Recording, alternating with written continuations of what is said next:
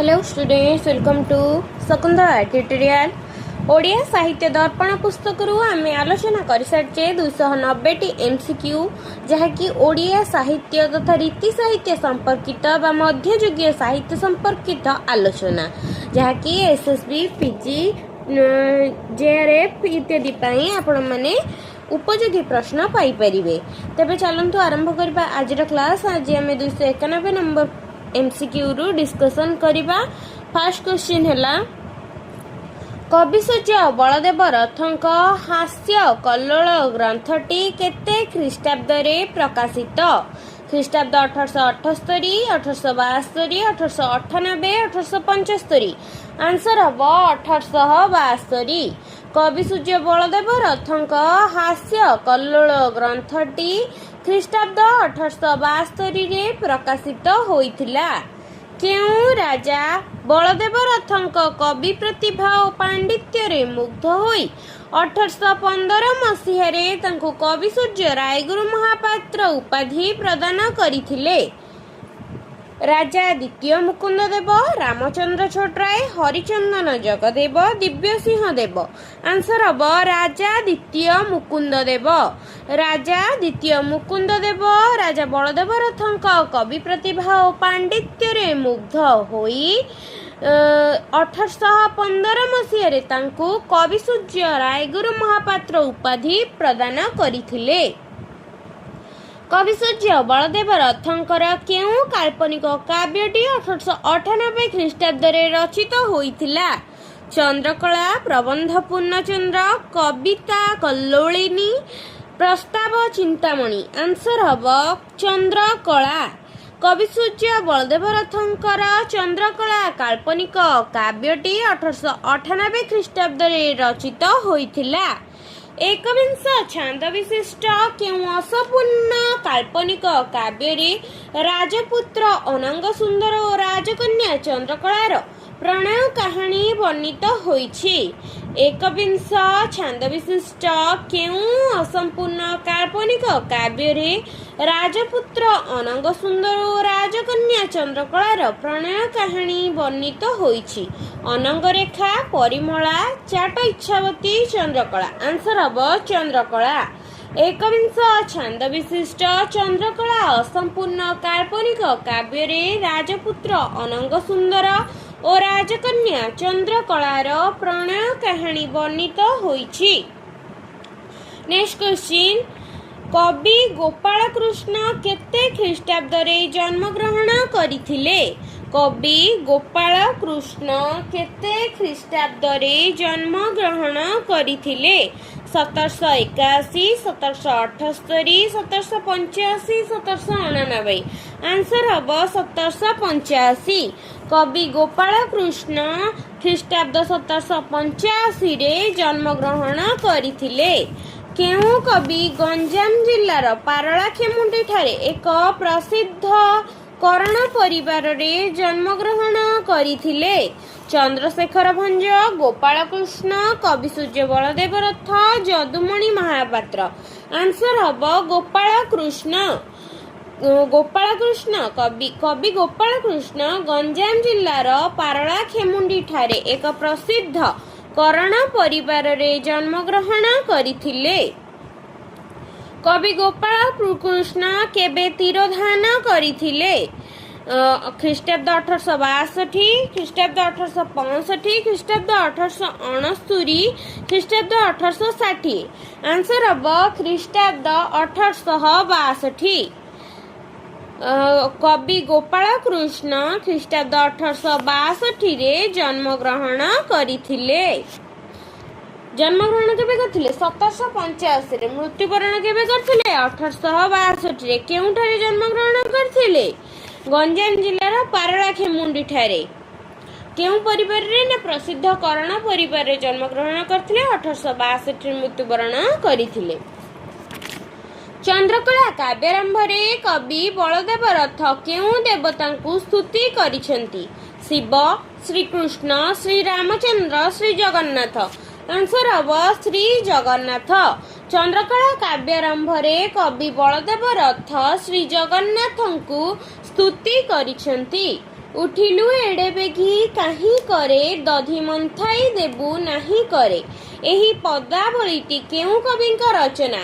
ବନମାଳୀ ଦାସ, ଗୋପାଳକୃଷ୍ଣ ପଟ୍ଟନାୟକ, ଗୌରୀଚରଣ ଅଧିକାରୀ, ଯଦୁମଣି ମହାପାତ୍ର।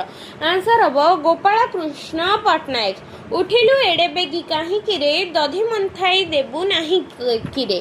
ଏହା ଗୋପାଳକୃଷ୍ଣ ପଟ୍ଟନାୟକଙ୍କର କବିତା ପଦାବଳୀ ଅଟେ। ଏଡ଼େ ଭାଗ୍ୟ ମୋର ହେବ କି ହେବି ବୃନ୍ଦାବନେଶ୍ୱର ସେବକୀ। ଏହି ପଦାବଳୀ କାହାର ରଚନା? ଗୋପାଳକୃଷ୍ଣ ପଟ୍ଟନାୟକଙ୍କର ରଚନା। ଗୌରହରି ପରିଚ୍ଛା କେତେ ଖ୍ରୀଷ୍ଟାବ୍ଦରେ ଜନ୍ମଗ୍ରହଣ କରିଥିଲେ?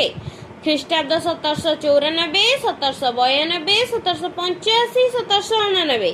ଆନ୍ସର ହବ ଖ୍ରୀଷ୍ଟାବ୍ଦ 1794।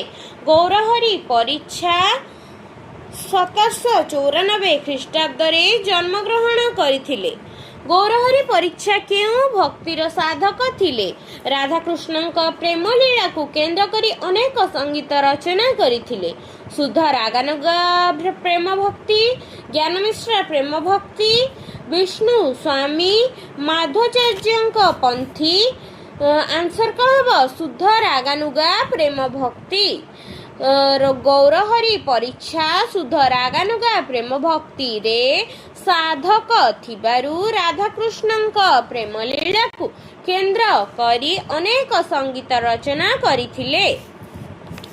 କେଉଁ ଚଉତିଶାରେ କବି ଗୌରହରି ପରିଚ୍ଛା ଗୋପୀମାନଙ୍କର ବସ୍ତ୍ରହରଣର ବର୍ଣ୍ଣନା ମାଧ୍ୟମରେ କୃଷ୍ଣ ଲୀଳାର ଶ୍ରେଷ୍ଠତ୍ୱ ପ୍ରତିପାଦନ କରିଛନ୍ତି? ପ୍ରହଲ୍ଲାଦ, ବସ୍ତ୍ରହରଣ, ଭାଷା ସଙ୍ଗୀତ ବିନୋଦ, ଅଷ୍ଟାକଳ ସେବା। ଆନ୍ସର ହବ ବସ୍ତ୍ର ଅପହରଣ।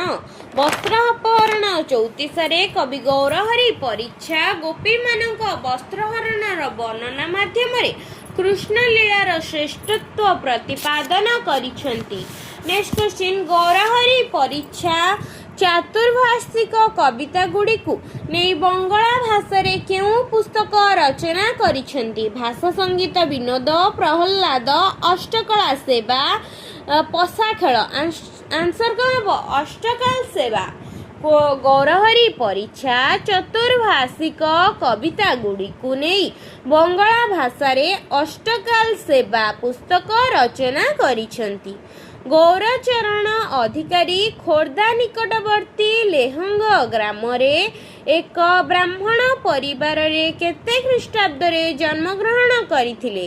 1809, 1814, 1812, 1817। ଆନ୍ସର ହବ 1814। ଗୌରଚରଣ ଅଧିକାରୀ ଖୋର୍ଦ୍ଧା ଜିଲ୍ଲା ନିକଟବର୍ତ୍ତୀ ଲେହଙ୍ଗ ଗ୍ରାମରେ ଏକ ବ୍ରାହ୍ମଣ ପରିବାରରେ 1814 ଖ୍ରୀଷ୍ଟାବ୍ଦରେ ଜନ୍ମଗ୍ରହଣ କରିଥିଲେ। ନେକ୍ସଟ କ୍ୱେଶ୍ଚିନ୍, ଗୌରକୃଷ୍ଣ ଭଜନ ଶତକ, ଗୌରଚରଣ ଗୀତାବଳୀ ଗ୍ରନ୍ଥ ଦୁଇଟି କାହାର ରଚନା? ଗୌରଚରଣ ଅଧିକାରୀ, ଗୋପାଳକୃଷ୍ଣ ପଟ୍ଟନାୟକ, ଚନ୍ଦନ ହଜୁରୀ, ହରିବନ୍ଧୁ ବେବାର୍ତ ପଟ୍ଟନାୟକ। ଆନ୍ସର ହବ ଗୌରଚରଣ ଅଧିକାରୀ। ଗୌରକୃଷ୍ଣ ଭଜନ ଶତକ, ଗୌରଚରଣ ଗୀତାବଳୀ ଦୁଇଟି ଗ୍ରନ୍ଥର ରଚୟିତା ହେଲେ ଗୌରଚରଣ ଅଧିକାରୀ।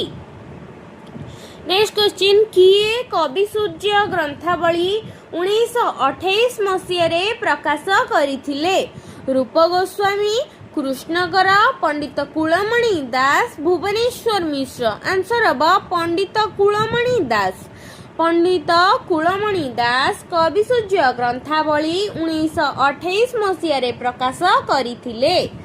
ରୂପ ଗୋସ୍ୱାମୀଙ୍କ ବିଦଗ୍ଧ ମାଧବ ନାଟକ ପ୍ରଭାବ କେଉଁ ଗ୍ରନ୍ଥରେ ପଡ଼ିଥିବାର ଜଣାଯାଏ? କିଶୋର ଚନ୍ଦ୍ରାନନ୍ଦ ଚମ୍ପୁ, ହାସ୍ୟ କଲ୍ଲୋଳ, ଚନ୍ଦ୍ରକଳା, କବିତା କଲ୍ଲୋଳିନୀ।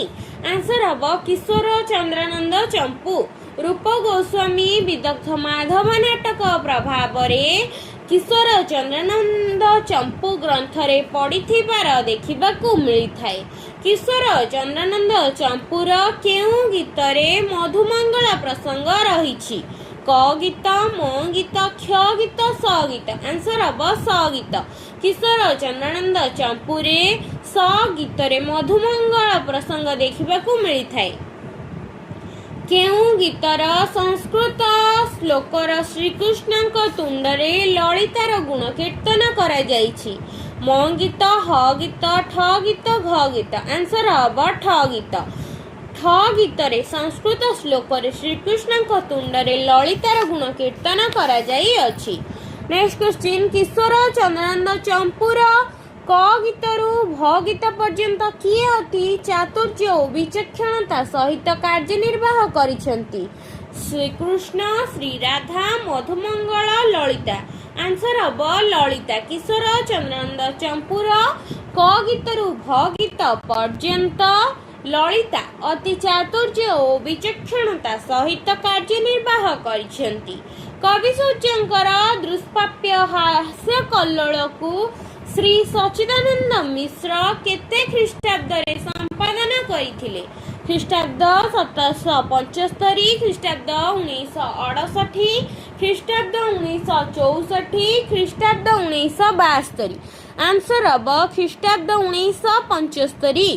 କବି ସୂର୍ଯ୍ୟଙ୍କର ଦୁଷ୍ପ୍ରାପ୍ୟ ହାସ୍ୟ କଲ୍ଲୋଳକୁ ଶ୍ରୀ ସଚ୍ଚିଦାନନ୍ଦ ମିଶ୍ର ଖ୍ରୀଷ୍ଟାବ୍ଦ 1975ରେ ସମ୍ପାଦନା କରିଥିଲେ।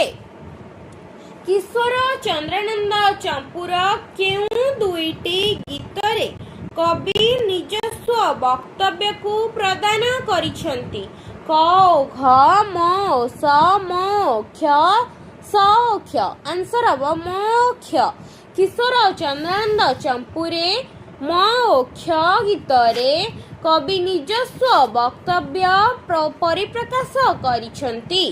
କେଉଁ କବି ଚଉତିଶା ରୀତିରେ ବ୍ୟଞ୍ଜନ ବର୍ଣ୍ଣ ଗୁଡ଼ିକ ସମନ୍ୱୟରେ ତାଲବ୍ୟାସ, ମୂର୍ଧନ୍ୟାସ, ଦନ୍ତ୍ୟାସ ବର୍ଣ୍ଣର ପ୍ରୟୋଗ କ୍ରମଭଙ୍ଗ କରି ତାଲବ୍ୟାସ, ଦନ୍ତ୍ୟାସ ଓ ମୂର୍ଧନ୍ୟାସ ଗୀତ ରଚନା କରିଛନ୍ତି? ବ୍ରଜନାଥ ବଡ଼ଜେନା, କବିସୂର୍ଯ୍ୟ ବଳଦେବ ରଥ, ଯଦୁମଣି ମହାପାତ୍ର, ବନମାଳୀ ଦାସ। ଆନ୍ସର ହବ କବିସୂର୍ଯ୍ୟ ବଳଦେବ ରଥ। କବିସୂର୍ଯ୍ୟ ବଳଦେବ ରଥ କବି ଚଉତିଶା ରୀତିରେ ବ୍ୟଞ୍ଜନ ବର୍ଣ୍ଣ ଗୁଡ଼ିକର କ୍ରମାନ୍ୱୟ ତାଲବ୍ୟାସ, ମୂର୍ଧନ୍ୟାସ, ଦନ୍ତ୍ୟାସ ବର୍ଣ୍ଣ ପ୍ରୟୋଗରେ କ୍ରମଭଙ୍ଗ କରି ତାଲବ୍ୟାସ, ଦନ୍ତ୍ୟାସ, ମୂର୍ଧନ୍ୟାସ ଗୀତ ରଚନା କରିଛନ୍ତି। ନେକ୍ସଟ କ୍ୱେଶ୍ଚିନ୍, କେଉଁ ଗ୍ରନ୍ଥରେ କବିସୂର୍ଯ୍ୟ ଶ୍ରୀକୃଷ୍ଣଙ୍କୁ ରାଧା ମୋହନ ଓ ରାଧା ବଲ୍ଲଭ ରୂପେ ଉପସ୍ଥାପିତ କରିଛନ୍ତି? ହାସ୍ୟ କଲ୍ଲୋଳ, ଚନ୍ଦ୍ରକଳା, କବିତା କଲ୍ଲୋଳିନୀ, କିଶୋର ଚନ୍ଦ୍ରାନନ୍ଦ ଚମ୍ପୁ। ଆନ୍ସର ହବ କିଶୋର ଚନ୍ଦ୍ରାନନ୍ଦ ଚମ୍ପୁ। କିଶୋର ଚନ୍ଦ୍ରାନନ୍ଦ ଚମ୍ପୁ ଗ୍ରନ୍ଥରେ କବି ସୂର୍ଯ୍ୟ ଶ୍ରୀକୃଷ୍ଣଙ୍କୁ ରାଧାମୋହନ ଓ ରାଧା ବଲ୍ଲଭ ରୂପେ ଉପସ୍ଥାପିତ କରିଛନ୍ତି। 6ଟି ଛାନ୍ଦ ବିଶିଷ୍ଟ ଚାଟ ଇଚ୍ଛାବତୀ କାବ୍ୟଗ୍ରନ୍ଥର ସ୍ରଷ୍ଟା କିଏ? ବନମାଳୀ ଦାସ, ତ୍ରିପୁରାରୀ ଦାସ, ମହାଦେବ ଦାସ, ଧନଞ୍ଜୟ ଭଞ୍ଜ। ଆନ୍ସର ହବ ବନମାଳୀ ଦାସ। 6ଟି ଛାନ୍ଦ ବିଶିଷ୍ଟ ଚାଟ ଇଚ୍ଛାବତୀ କାବ୍ୟଗ୍ରନ୍ଥର ସ୍ରଷ୍ଟା ହେଲେ ବନମାଳୀ ଦାସ। କେଉଁ ଗ୍ରନ୍ଥରେ ବନମାଳୀ ଦାସ ପ୍ରଥମେ ଗଣେଶଙ୍କୁ ଓ ଶାରଳାଙ୍କୁ ବନ୍ଦନା କରି କାବ୍ୟଗ୍ରନ୍ଥ ଆରମ୍ଭ କରିଛନ୍ତି? ଇଚ୍ଛାବତୀ, ପରିମଳା, ସୁଚିତ୍ରା, ରାମାୟଣ, ଚାଟ ଇଚ୍ଛାବତୀ। ଆନ୍ସର ହବ ଚାଟ ଇଚ୍ଛାବତୀ। ଚାଟ ଇଚ୍ଛାବତୀ ଗ୍ରନ୍ଥରେ ବନମାଳୀ ଦାସ ପ୍ରଥମେ ଗଣେଶଙ୍କୁ ଓ ଶାରଳାଙ୍କୁ ବନ୍ଦନା କରି କାବ୍ୟଗ୍ରନ୍ଥ ଆରମ୍ଭ କରିଛନ୍ତି। ଯଦି ଭିଡ଼ିଓଟି ଭଲ ଲାଗିଥାଏ